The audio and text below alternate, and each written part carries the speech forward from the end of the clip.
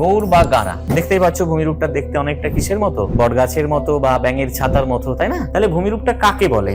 দেখো, উষ্ণ ও শুষ্ক মরু অঞ্চলে যদি কঠিন এবং কোমল শিলা পর্যায়ক্রমে অনুভূমিকভাবে অবস্থান করে, তাহলে কি হয়, অনেক সময় বায়ু প্রবাহের দ্বারা এই কঠিন শিলা অপেক্ষা নরম শিলাগুলো অধিক ক্ষয় হয়। তাহলে ছিল ভূমিরূপটা এরকম টাইপের, কঠিন আর নরম শিলা পর্যায়ক্রমে অনুভূমিক অবস্থায় আছে, সাজানো উপর নিচে। তো বায়ু কি করে?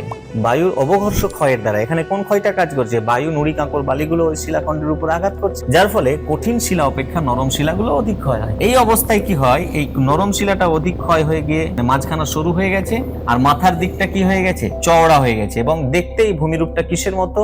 ব্যাঙের ছাতার মতো বা বট বৃক্ষের মতো। তখন আমরা এই ভূমিরূপটাকে কি বলে থাকি? গৌর।